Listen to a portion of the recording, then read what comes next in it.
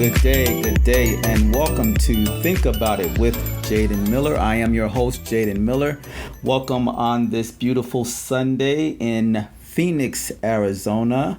It is going up to about 111 degrees today on August the 27th, 2023. I hope you guys are doing well. Welcome back to another episode of my podcast. But before I get started, please check out my website at www.jaydenmiller.com. That's JAYDENMILLER.com. You can find out some interesting things about me there. And also, please like, share, and subscribe on my YouTube channel, and like, comment, and follow on your favorite podcast platform. You can find me on Spotify, Apple Podcast, Spreaker, Google Podcast, Castbox, iHeartRadio, Good Pods, Podvine, Amazon Podcast, Podcast Addicts, and so many more. Again, welcome back to my podcast for this week, August 27, 2023. A lot has gone on in the last few days. Just wanted to share a few things before I really get into my topic today. Yesterday, a little after 1 p.m. Eastern time in the great state of Florida, unfortunately, there was a shooting that happened. So there was a young man, and I will tell you his name in just a moment, but he decided that he wanted to go into a local Dollar General store in Jacksonville, Florida, and kill 3 black people. It was racially motivated. He did target these people, and he authored several manifestos for the media, his parents, and law enforcement, detailing his hatred for black people. The suspect had no criminal history and had purchased the weapons. He had an AR-15 and a handgun, a Glock handgun, during this killing of these African American people yesterday. As I mentioned, he had no criminal record. There was once a domestic violence call with his brother a few years prior. However, there were no other red flags for the police or anybody else to know. He had a Baker Act, which is a Florida law that allows people to be placed in temporary detention with emergency services for up to 72 hours for a mental health examination. The shooter had authored 3 manifestos, one to federal agents, one to his parents, and one to the media, in which he detailed his disgusting ideology of hate. That's according to Jacksonville Sheriff T.K. Waters. The actual name of this individual is Ryan Christopher Palmer. Ryan Christopher Palmer, 21 years old. And you have to ask yourself the question, what causes a 21-year-old to have so much hatred? Probably for individuals that he has very little contact with anyway. But it's the state of times that we live in. There's just so many ugly things that are happening all across our country. One of the guns that this shooter had used was had a swastika on it, and a photo of the weapons were shared at a press conference at the sheriff's office in Jacksonville, Florida. The shooting occurred less than a mile away from Edward Waters University, which is a historically black college. And the university put out a statement that said that a member of its security team actually saw the shooter on campus. They confronted him, and when he wouldn't identify himself, they asked him to leave. Waters, the sheriff, said that he put on his vest and mask before leaving, but it isn't known if he intended to attack the school. The FBI's Jacksonville office has opened a federal civil rights investigation and will pursue the incident as a hate crime. Now, shocking for me, Florida Governor Ron DeSantis, someone who doesn't like African American books to be taught in Florida schools, called the shooter a scumbag, saying it was totally unacceptable that he targeted people based on their race. I have my issues with Florida Governor Ron DeSantis, probably more so his choice of words. But when three African American people are killed by someone that has these racist tendencies and puts out a manifesto, his actions are not totally unacceptable. We can find certainly so much better vernacular comments, words, than it's totally unacceptable. It's totally unacceptable for school children to misbehave in a classroom. Okay, but when someone takes the life of three innocent individuals, that's a little bit more than totally unacceptable. He targeted these people based on their race. Well, anyway, Governor Ron DeSantis also said that the shooter took the coward's way out by killing himself rather than facing the consequences of his actions. And then DeSantis went on to say, "We condemn what happened in the strongest possible terms." Well, totally unacceptable. Acceptable is not a strong possible term. But anyway, we're not sure what motivated this. If there's anything that triggered this individual, he's dead. There's no way to talk to him. The police have not released more information from his manifestos other than he had some ugly things to say about African American people. And then you have to ask the question again, and I want you guys to think about this, because this is Think About It with Jayden Miller. Where does this hatred come from? Where does this hatred come from? Does it come from the state of our nation, where there's so many racial incidents that happen, some of them known and some of them not? Does this come from child rearing? Does it come from the family? Does it come from who we associate with? Does it come from the political tide of our country today? So those are some questions that really need to be answered. This, of course, is not the first time that someone has gone off and did a shooting such as this, targeting people of color, or because someone has a different sexual orientation, or they come from a different country, or something of that nature. And so it's just a really, really sad thing. Now, also on the very same day that this incident happened, thousands converged on the National Mall for the 60th anniversary of Reverend Martin Luther King Jr.'s March on Washington. Of course, that happened back in 1963 when 250,000 people gathered. And it is still considered one of the greatest and most consequential racial justice and equality demonstrations in United States history. So unfortunately, while this individual was shooting African American people to death in a Dollar General store in Jacksonville, Florida, at least there were thousands of people that were gathering to celebrate the legacy of Dr. Martin Luther King Jr. and his speech. The speakers talked about the importance of Asian American rights and rights for everyone, and not singling out people, because that is not what this country is supposed to be about. Yolanda King, the 15-year-old granddaughter of the Reverend Martin Luther King Jr., roused marchers with remarks delivered from the same spot her grandfather gave the "I Have a Dream" speech 60 years ago. According to Yolanda King, and I quote, "If I could speak to my grandfather today, I would say, I'm sorry, we still have to be here to rededicate ourselves to finishing your work and ultimately realizing your dream," she said. "Today, racism is still with us. Poverty is still with us. And now gun violence has come for places of worship, our schools, and our shopping centers." So those two incidents, those two things happened yesterday: a shooting in Jacksonville, Florida, and thousands of individuals went back to Washington, D.C. On the National Mall to mark the 60th anniversary of the I Have a Dream speech. Now, I don't want to just leave, or, as I continue to have this conversation with you, I don't want to just leave you all with, some of that was negative, or that I started off negative.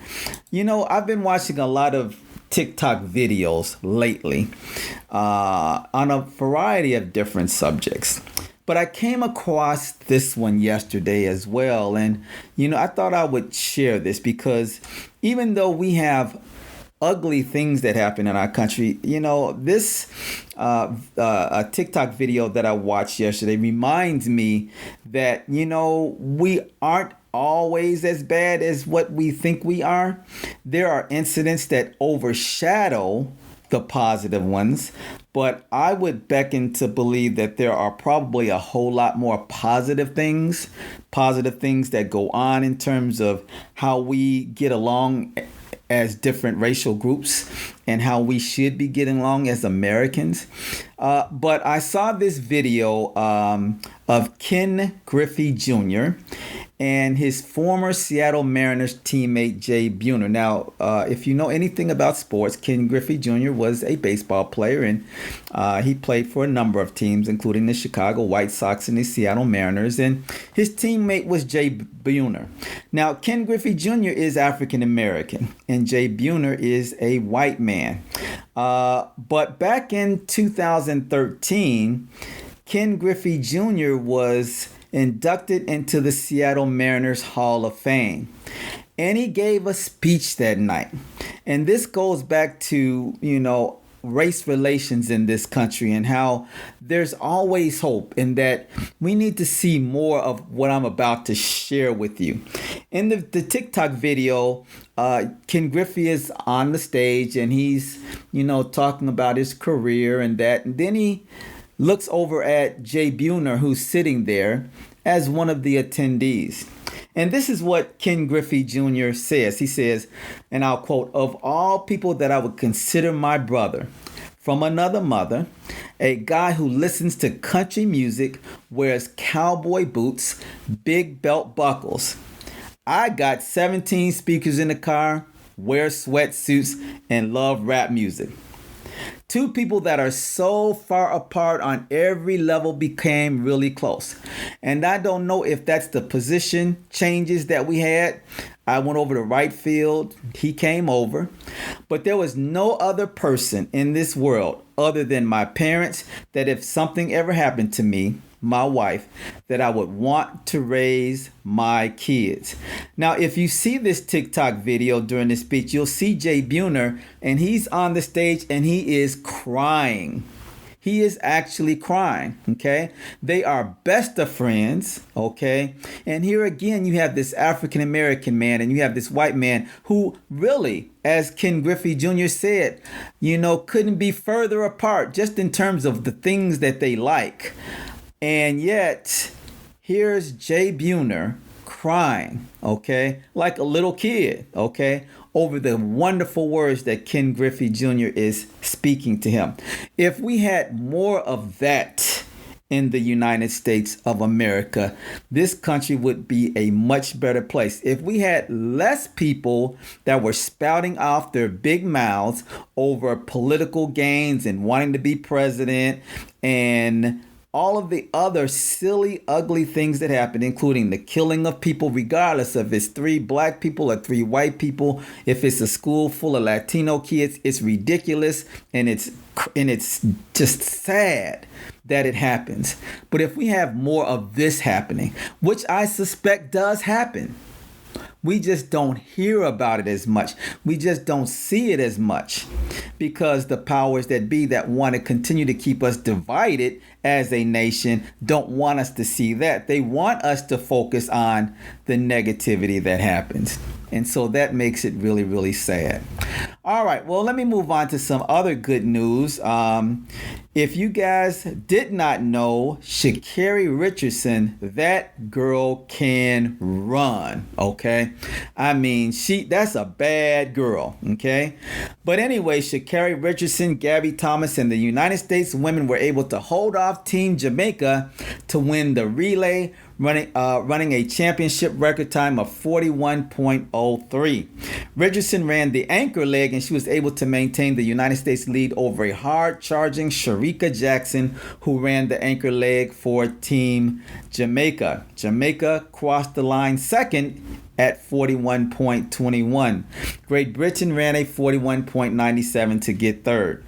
The win gave Sha'Carri Richardson 2 gold medals at this year's World Championships and 3 total medals.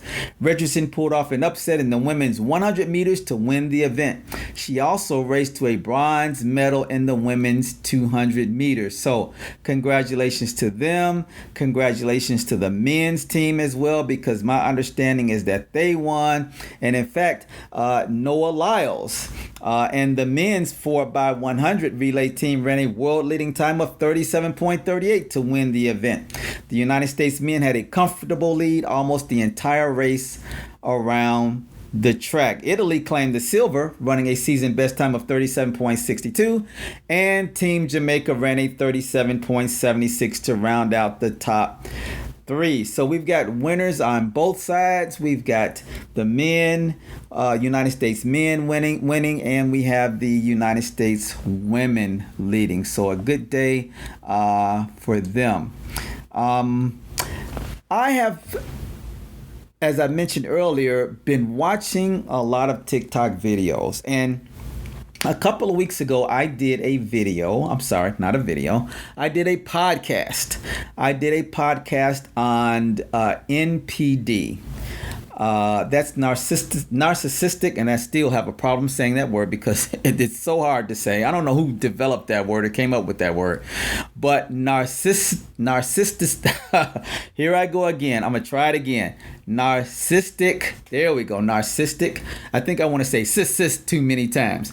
Narcissistic personality disorder. I did a podcast on that a couple of weeks ago, and got a number of individuals to watch that, I'm sorry, I keep saying watch because I'm thinking about video, but I got a lot of people, because I watched TikTok videos, but you listen to my podcast, so I had a lot of people to listen to it, and since then, I have been finding a lot more about narcissistic personality disorder, and I guess I'm doing so, and it's really not that I guess. I am doing so because, admittedly, and most people don't like to admit when they've been a victim of something, but I've been a victim of a narcissistic wife, okay?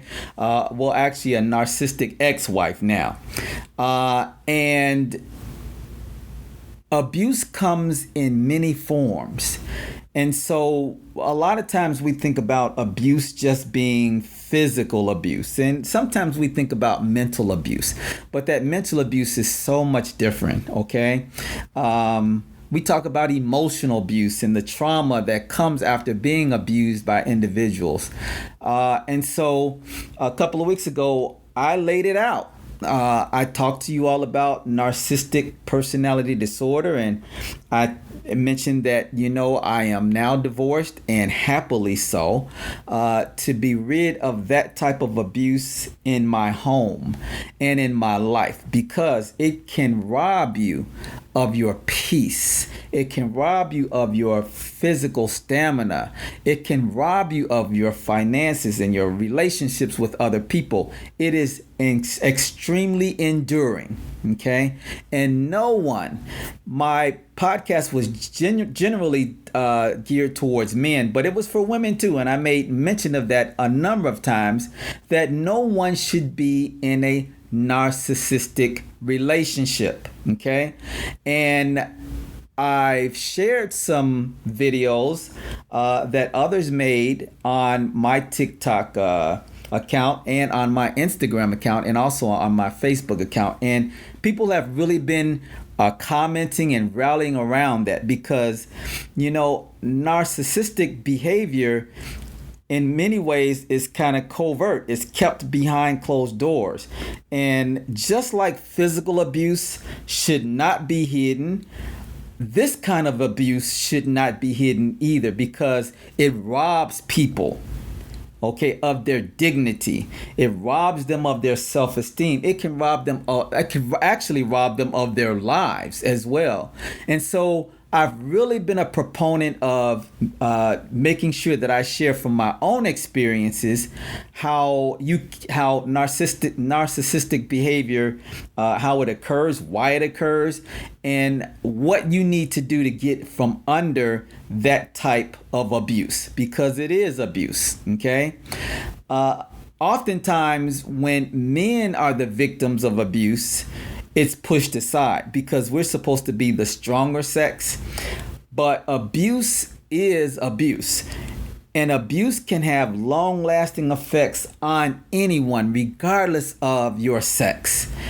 And so as a man who has been married to or dates women, I just want those of you that are either in those relationships or thinking about getting out of those relationships to tell you that you do have support.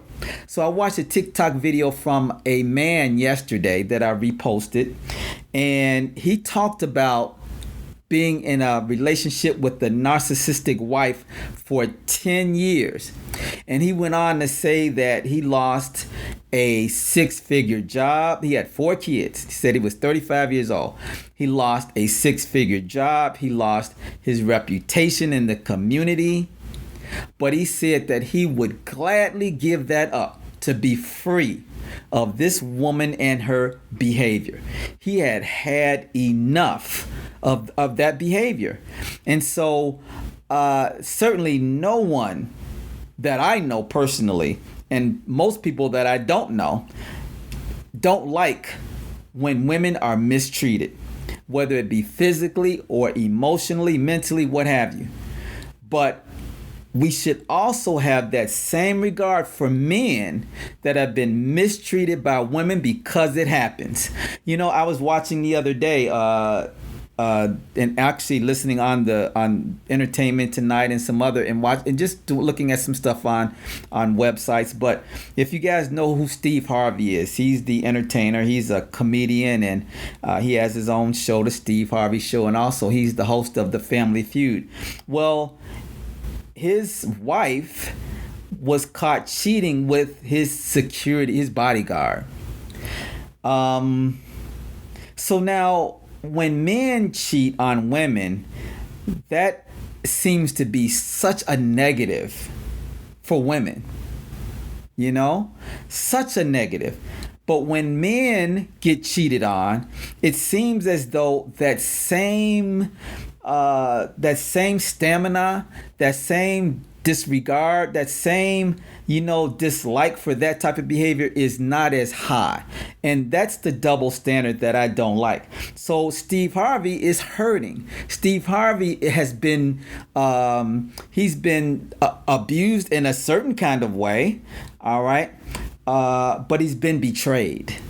And betrayal is really, really hard. It's really, really hard. It's hard for women that have been cheated on in relationships, and it's hard for men that have been cheated on. And the thing about his relationship is that it's so public. And she cheated on him, and now she has the nerve to go and file for divorce because now she wants half of his $400 million fortune. See, it's that kind of stuff that really causes men to step back, to not want to get married, to not want to be in serious relationships, because sometimes you have women that are out there for material things and not for love. Women will love their children, but when it comes to relationships, sometimes, oh my gosh, women cannot be nice. And I'm just pointing that out. And again, I want to be very, very clear that men can be awful in relationships too. Trust me. Men can. But I don't want to deny mentioning that women can too. And it can be just as hurtful, but the response to it ought to be equal. Okay? If you don't like it when men cheat on women, Don't come up with excuses for women that cheat on men. It's just that simple. What's good for the goose is good for the gander, and it's very, very hurtful to whomever it happens to. So let me get back to the narcissistic wife thing, okay? I'm going to talk about this again because I really want to just hit a couple of more points and things that I didn't hit when I talked about it a couple of weeks ago. But I want to talk about the 7 lasting effects of your narcissistic wife's abuse. And again, it is abuse, men, okay? Don't try to call it anything like, oh, well, that's just how she is. No, narcissistic behavior is not just how someone is, okay? That's something that they need to go to therapy or go to counseling for, because you need to change those behaviors. Okay. See, narcissistic behavior is totally unacceptable. Shooting 3 people in a Dollar General, we can come up with terms better than totally unacceptable. So anyway, getting back to my point, no matter how much you try to do for your wife, and this goes not just for wives, this goes for men or women that are in relationships and not married, boyfriend and girlfriend, what have you, okay? It can be same-sex relationships, whatever, okay? But because she's a narcissist, and I'm just gearing this towards men right now because I'm a man that likes women, dates women, you will never be able to do enough. You might love her, but you need to be aware of how her behavior will affect you in the long run. I've said on my videos that I've shared or reposted on my Instagram account and my TikTok account, you need to leave. Get away from these people. You cannot stay in a relationship with a narcissistic abuser. You cannot. Women, if you are in a narcissistic relationship with a man, you have got to divorce him if you're married to him, or if you are in a relationship with him, you have got to leave. If you just are friends with the narcissist, that person will continue to put you down and put themselves ahead of you. You can choose better friends than them. You can. Do not, whatever relationship you are in, if that person has a narcissistic behavior or personality disorder, you need to leave them alone. They need to find out, or they need to be told by someone else that they have these tendencies, they have this behavior, and they have got to seek help because they damage people. They damage people. But here are 7 damaging effects of the narcissistic abuse you're enduring or you endured, okay? Now, as you continuously live with her constant criticism, gaslighting, lies, and manipulations, you start to doubt your own abilities. Your self-confidence takes a hit because it seems like you can't do anything right, no matter how hard you try. I watched a TikTok video yesterday that a man put up a video camera and secretly recorded the conversation between him and his wife. And my gosh, that man, he had the lowest self-esteem. All he could talk about is, well, I didn't do this because every time I try to do something, it's not right for you. I mean, just low self-esteem, that it impacts his ability to do things because of her reaction to it. When your self-esteem drops, people, it can affect every other part of your life. It can make you question at work and home, and it can cause you to put up with treatment you otherwise wouldn't endure. And that is me, okay? So when I'm sharing these things with you, I'm sharing them about myself as well. I put up with treatment I otherwise wouldn't endure. Okay, so my ex was good looking. Okay, she was soft spoken. Okay, kind hearted, kind natured to other people in public. Okay, so people, her friends, the people that have known her for a while, those people see a totally different side of her. Try living with her or being with her in a relationship. It's totally different. Okay. You can want to have a conversation about something very, very mundane or simple, or you want to talk about something positive that happens. And I'm talking about in a matter of seconds, she will turn it around and make it seem as though you've done the worst thing because you did not put her first. Okay. So that's the one thing about narcissist behaviors or personality disorder. They always want you to put them ahead of everyone else. Okay. You can't have relationships with your parents that are ahead of her. You can't have a relationship with friends that you've had for years because she's threatened. Okay. You can't go to the store and buy anything because if you do and you buy it for yourself and not think of her, that's a problem. My gosh, it is extremely difficult. And I want you all to think about this because this is Think About It with Jayden Miller. Have you all been, are any of you all in relationships with people like that? That causes you to have low self-esteem. That anything you do, if you don't put her first and deny yourself or other people that are close to you, you are with the wrong person. Next, chronic anxiety. When you're living with a narcissist, it's like walking around on eggshells all of the time. You never know what can trigger their rageful response. Listen, folks, I am not ashamed. I tell you guys this. You know a little bit about me, those of you that have listened to my podcast. I've been on for a couple of years now. I was a cop in Chicago. Okay. I mean, I patrolled some of the meanest streets in Chicago. The meanest. And none of the time that I worked in Chicago on some of the baddest streets did I ever have any anxiety. Did I ever walk around on eggshells? And I put some people in prison. Never did I have constant stress or constant anxiety until I was in a relationship with this person. That's when it started.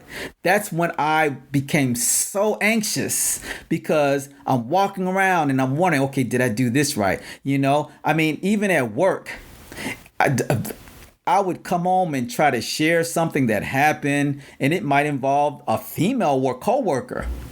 And oh my gosh, I get the third degree about who is this person and does she like you? And, you know, and I did not even want my ex to even come to my job because she would start that kind of mess. Well, such and such looked at me strangely. What? They just looked at you. It's that kind of anxiety that you have to deal with. And the narcissist, they can't realize it. So again, this is their behavior. They'll turn it around on you and say, oh, you're not being supportive of me. So I'm supposed to support you in your mess. No, that's not what goes on in a relationship. In a good relationship, I'm supposed to point out your mess so that you can change it, because that's not logic. That's not acceptable behavior. Folks, chronic anxiety can affect both your physical and mental health. You may find that you're jumpy all the time and that you overreact when something does happen. It can cause you to lose sleep, and the higher level of stress can cause physical damage to your body that will shorten your life. I'm telling you, people, a narcissist can cause so much damage in your life. More than just mental, more than just walking on eggshells. They can actually shorten your life. If you are in a relationship with them, I'll say this again, you have got to get out. You must leave. You must divorce them. You must break up with them. If they are your friend, unfriend them. You've got to get away from them. Let me take a break and just remind you guys to check out my website at www.jaydenmiller.com. Please like, share, and subscribe on my YouTube channel, and like, comment, and follow on your favorite podcast platform. Again, you can find me on all of the podcast platforms, including Spotify, Spreaker, Castbox, iHeartRadio, Apple Podcast, and so many more. All right, let me get back to this again. All right, fatigue. All right. So we're talking about the 7 lasting effects of narcissistic abuse. Okay. Number 3 is fatigue. Living with chronic anxiety and walking around on eggshells all the time is exhausting and can lead to chronic fatigue. You may find you feel too tired to do any of the things you previously enjoyed doing. The narcissist loves that because she wants you focused solely on her. Losing out on the things you love in life just causes more depression and fatigue. Folks, I used to, when I worked at a school, I was an assistant principal at this one particular school. But before that, before I even became assistant principal and I was a teacher at the school, I would love to go and see my students play volleyball or play basketball or play football. Those were things I enjoyed doing, okay? Well, my narcissist ex would get so bent out of shape because I wanted to stay after school, okay, and see my students play a game and not run home so I can sit underneath her all day, all evening. She would get upset. Get upset because I want to see students achieve, not just academically, but athletically as well. But I couldn't do that. Okay, so the things that I previously enjoyed doing, couldn't do them anymore. Okay, because again, now I'm anxious. All right, I'm anxious. I'm fatigued. Okay, and all of these different things. So now I just want to come home, and oftentimes I just wanted peace. And oftentimes when I got home, I couldn't even have peace. Next, number 4, sleep disruption. Living with chronic anxiety, constant fatigue, and low self-esteem can cause you to lose the sleep you need to stay healthy and feel good. This can take the form of being unable to sleep, or it might involve nightmares. In either case, it's detrimental to both your physical and mental health. Folks, again, oftentimes we choose a mate because of how they look and what they have. The wrong reasons to choose anybody. Okay, she looks good, or he looks good, or he has money, or she has potential, or she has a great job, or he drives a nice car. Those are the wrong reasons to get into a relationship with anybody. And for those of you that may be younger that are listening, I hope this is a lesson that you will learn earlier in life. Okay, physical beauty is skin deep. Okay, you need to be focused on that person's mind and their actions. Okay, how do they treat you? How do they treat other people? Okay, what are their goals in life? Do they have any humanitarian causes that they're interested in? Okay, how do they treat their parents and their siblings? How do they treat their friends? Those are things that you need to start looking at. What is their IQ level? And when I say IQ level, not just their academic prowess, but I'm talking about this. What about their social, emotional? How do they treat people in public? When you go to a restaurant, how do they treat the waitress or the waiter? If they go to a store, how are they treating the clerks? You know, it's all about that kind of stuff. And narcissists can be real ugly when it comes to dealing with people like that. But again, I want you guys to remember, don't choose anyone just because they look good. And even at my age, that's an issue that I've had to deal with as well. Because who doesn't want someone beautiful on their arm? Who doesn't want someone handsome on their arm? Who doesn't want someone that really appeals to us physically? We want that. I'm just saying that can't be the only thing, because you'll find yourself in a relationship with someone that looks good but is ugly inside. Don't do it. Listen to me. All right. Number 5, panic attacks. It's not at all uncommon for people living with narcissists to suffer panic attacks. The constant undermining of your self-esteem, feeling anxious all the time, and trying so hard to please someone who can't be pleased can lead you to feel panicked about every move you make. Panic attacks can also feel like you're having a heart attack.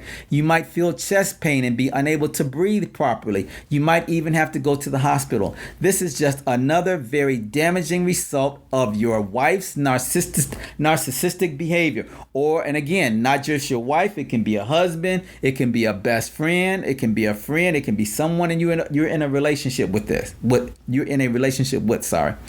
All right. So again, I remember having pains in my back, in my shoulders, sometimes having headaches when I never did before.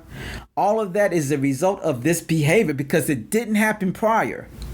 And it hasn't happened since my ex got out of my house. Okay, it hasn't. I am in such a better state physically, mentally, because I got rid of the narcissist. And again, you cannot stay in that relationship. You've got it for your own mental health, for your own longevity. You cannot stay in a relationship with someone like that. You can't. Number 6, irrational behavior. It's not surprising that you might sometimes act irrationally after being treated in such an abusive way. The narcissistic abuse you're enduring at the hands of your wife or girlfriend or boyfriend or friend can make you doubt yourself and feel like you're losing your mind. It can also make you react in a way that doesn't make sense.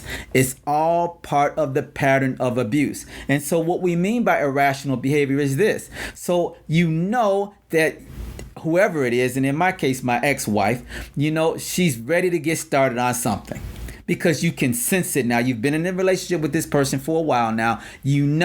Okay, because there's little telltale signs, but also you can feel it in your spirit. You can feel it in your soul. Okay, there's this voice that's telling you, it's getting ready to start. You can tell by the expression. I could always tell by the expression on her face or the way that she's getting ready to talk. Okay, I knew it was about to happen. Okay, and so then what you become is defensive. All right, you become defensive because what else can you be? When someone is coming at you, you become defensive. But what the narcissist will do is they will spin that around and then make it seem as though you're the aggressor. They will start things and then get on you because of your reaction to them.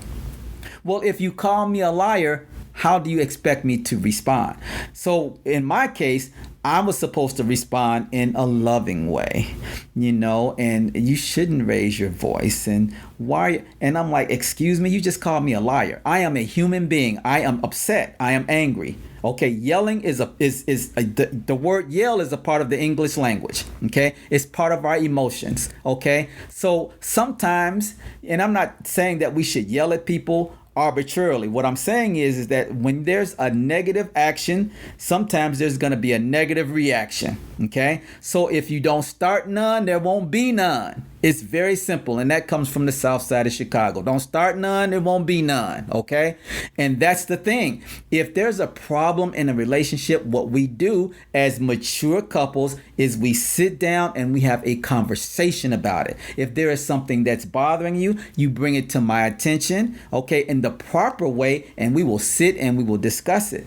But when you accuse me without facts, when you accuse and you lie and you come up with other stuff, or if I'm having a conversation with you about something positive or something that's mundane and doesn't mean anything, and then for you to bring up something to cause me to lose my joy and to cause me to not want to talk to you, that's a problem. That is not on me. That is not on me. Number 7 is loss of joy. That brings me right into that. This is the ultimate in the damage that narcissistic abuse can do. You can find that you just can't ever seem to be happy anymore. I remember at my old place of employment, there was a lady that came to me and told me, she said, you know what? You used to have this great smile on your face and now you don't anymore. And I'm like, yep, that's because of the crap that I deal with at home. That's a big red flag that you need to make some changes when you have lost your joy. And I lost it, folks. I lost my joy. I did. Lost it. Really, the only place I like to be is I liked being at work and somewhere other than home when she was here. It's just the truth. I hated to be home when she was here because I knew that always there was the tendency for something to get started. Always. It was always something. It's constant criticism. And even if you make a mistake, you never hear the end of it. But if she makes mistakes, whether it be in her past or in the present, you cannot hold her accountable, okay? Because she can't be held accountable because your mistakes are worse than her mistakes. So if she does something and you bring it up, it's pushed under the rug. And if you bring something to her attention in the way that you've discussed that we would do so, she'll minimize it because it's not that important to her, okay? What's important is how you treated her. So men, young men, middle-aged men, older men, people that are married, people that are in relationships. If you're in a same-sex relationship, if you are a woman married to a man or a woman in a relationship with a man, it does not matter what it is. If you are in a relationship with this type of individual, they are abusers and you need to get out of that relationship. See, a marriage or a relationship of any kind is supposed to involve two people, depending on a relationship, who love and cherish one another. They are supposed to support each other and help each other through life's changes and challenges. A narcissistic wife or girlfriend or husband or boyfriend or whomever isn't really capable of doing anything for anyone else other than themselves.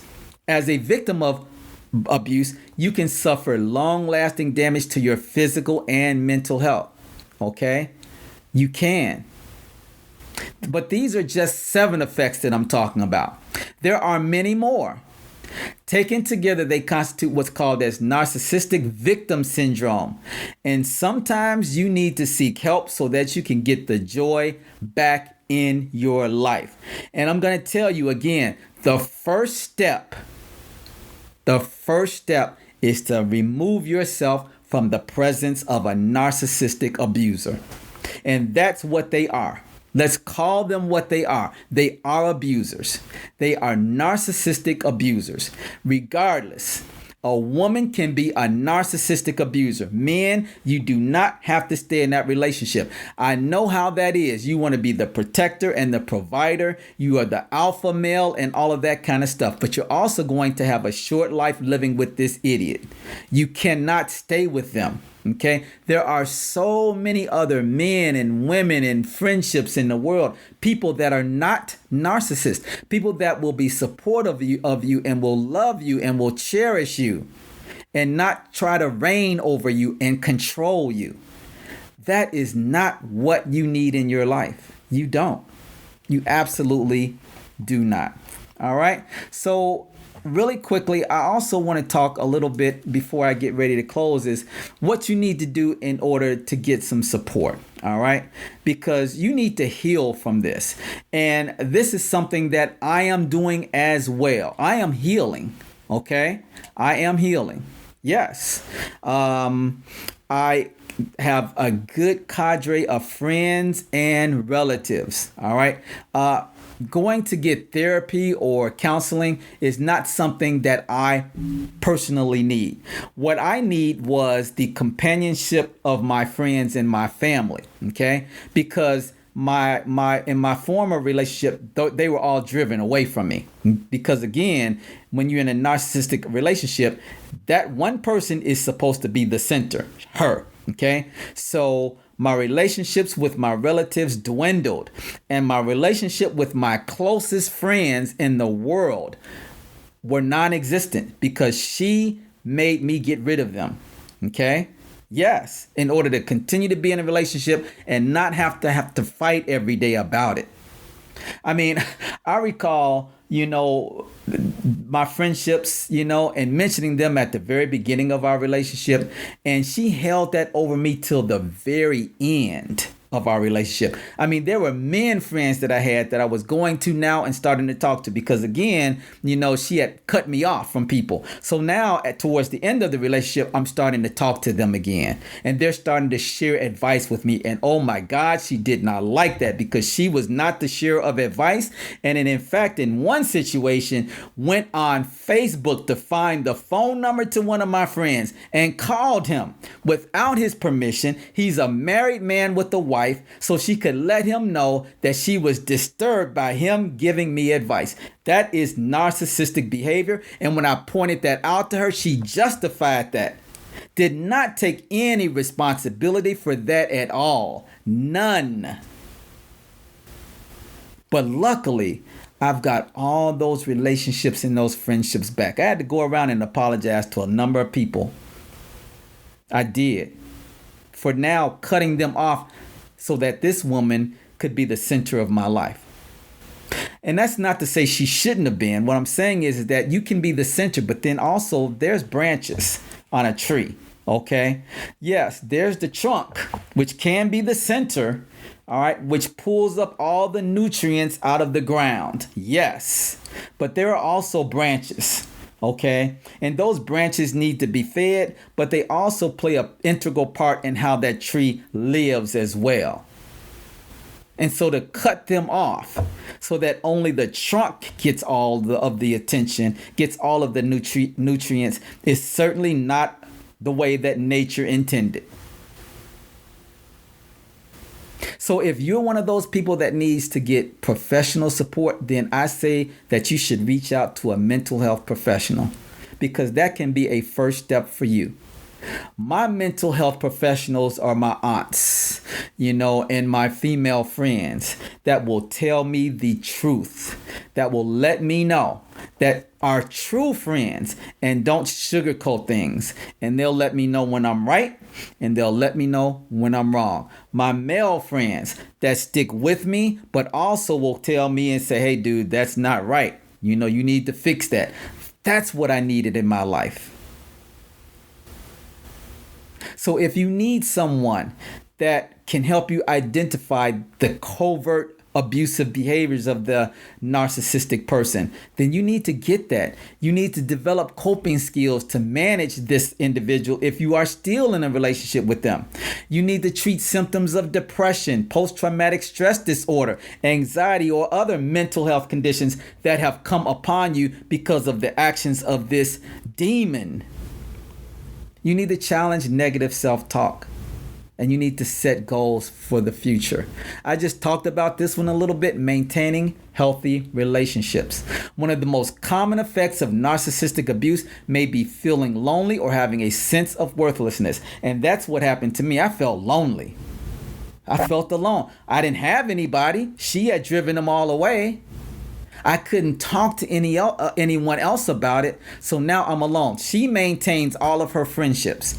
And see, the thing also is that she wants me to be friends with her circle, her people, because those people have her back, So now I have no one. She got rid of them, but she was able to maintain all of her friendships, all of her relationships. So I may have had a friend, and actually maybe not even a friend, maybe more so of an associate or someone I had a few conversations with, okay? I had to cut them off. But then she was able to keep in contact with men that dated her in the past because, and this was the excuse, well, she wants to know what they're doing, and she needs to know if they're still contacting her, if, why they are. And, one guy, we're married and he's still sending her little roses and stuff, through messages. But see, that was acceptable.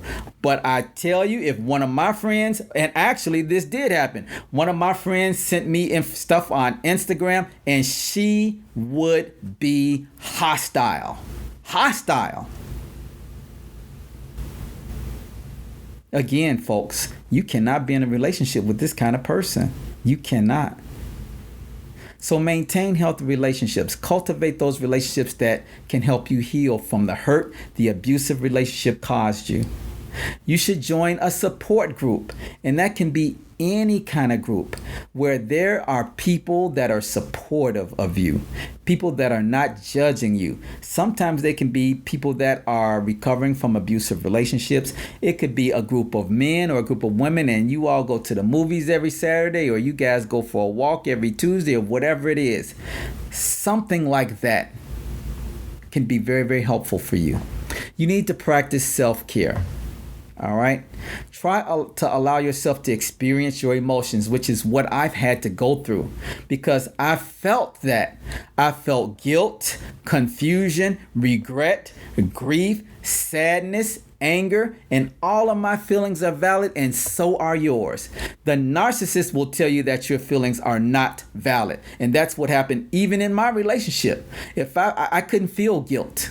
I couldn't feel sadness. I couldn't feel anger. Okay. I could be sad. I was sad all the time. But I couldn't, all of those things I couldn't. I could feel guilt because she would guilt trip me. Okay. I was confused all the time. I had tons of regret, lots of grief, lots of sadness. And then there are times where I would have some anger.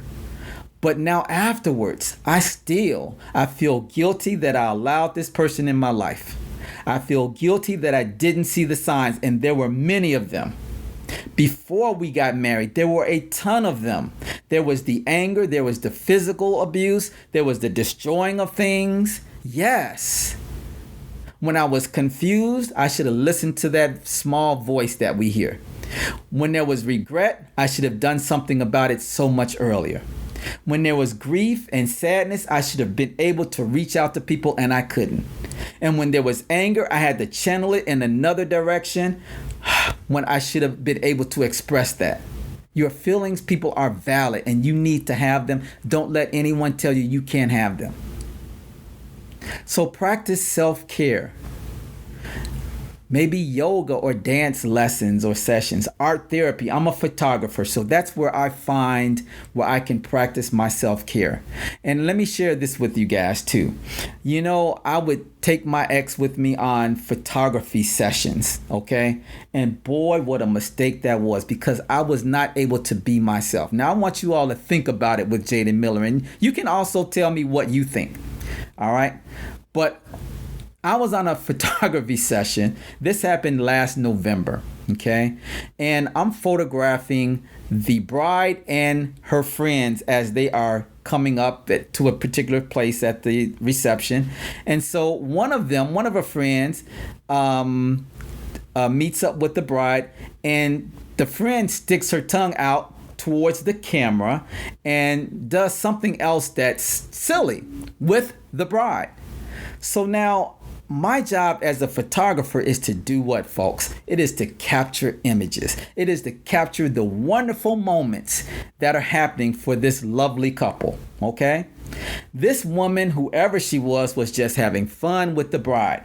Let me tell you, my ex came up to me at the wedding and guilt tripped me to make it seem as though I got that person. How do I have control over another person? Now, as a narcissist, you can control people, but at a wedding, okay, and I'm the photographer, and someone comes in front of my camera with the bride to do stuff, how do I have control over them? How did I know she was going to stick out her tongue? How did I know she was going to do these other things?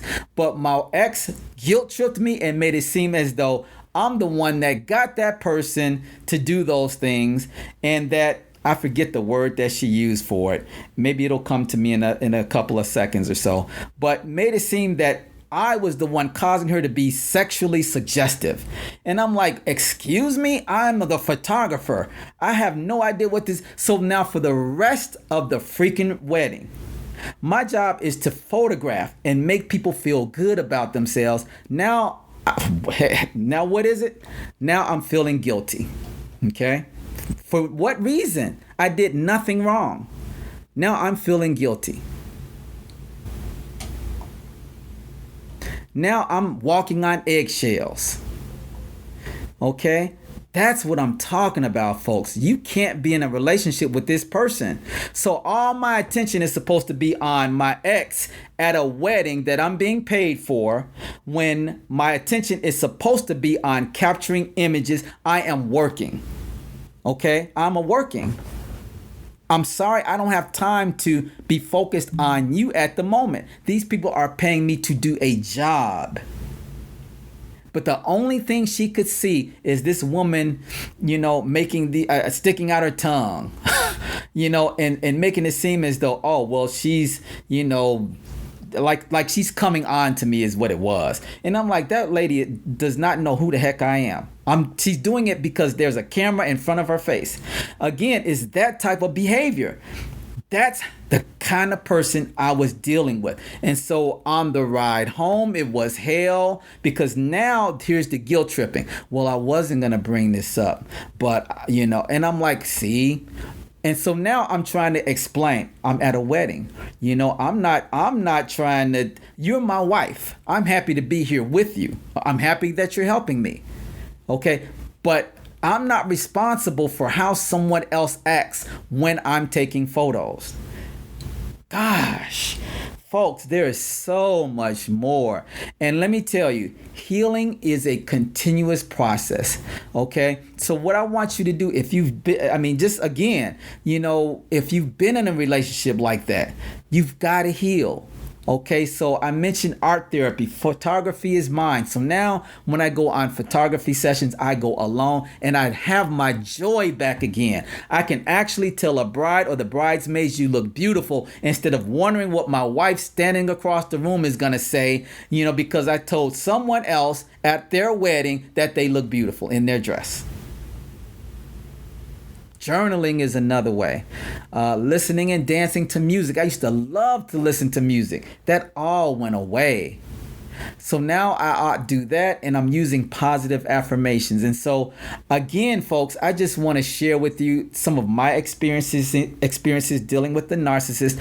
I'm seeing that on so many Instagram videos and TikTok videos, there are so many people warning you of what to look for in narcissistic relationships.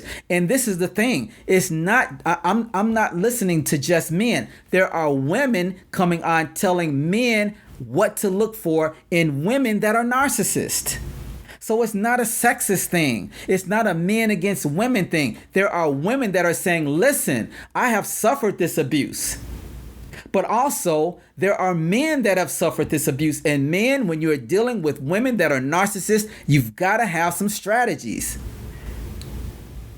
if you are going to stay in a relationship. And if you're not going to stay in a relationship, you need to hightail it out of there, get a divorce. Like that man in the TikTok video that I saw the other day, he said, you know what? I left my six-figure job at the loss of my reputation because my ex went around talking crap about me. He said, I am still better off being by myself than being in a relationship with this bullying, backstabbing, betraying demon. You don't want to be in a relationship with that kind of person. All right. So again, listen to my podcast from a couple of weeks ago. It really gets into the NPD, the narcissistic personality disorder. If you are suffering from this kind of abuse, folks, seek some help from your friends, from your family. If you still have them, if they haven't cut you off from them, if you need to go seek counseling, do so. But whatever you do, plan your exit strategy. If you are still in a relationship, plan your exit strategy to get out. And if you are just beginning a relationship, again, check out my podcast from a couple of weeks ago. This one has some good information in it as well. Know the signs. Go on TikTok. Listen to those people talk about narcissistic abusers. And for whatever you need to do, do not watch for the signs.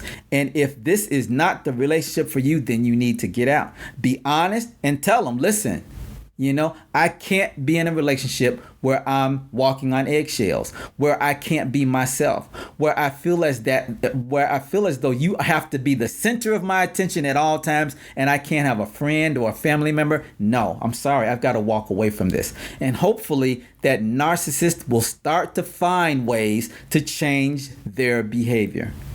All right. Once more, please check out my website at www.jaydenmiller.com. Please like, share, and subscribe on my YouTube channel, and like, comment, and follow on your favorite podcast platform. I have some good friends that also have a podcast, Manspace. Go check them out. They're on Spotify, just like me, and Apple Podcast and Spreaker. You can find them on YouTube. They're on so many podcast platforms too. Manspace Podcast. I love those guys, so I just want to make sure that I give a shout out to them. So again, I'm going to get ready to end this episode. You guys have a wonderful week. I'll be back again soon. Thank you so much for listening, and please, folks, take care of yourself. Have a great day.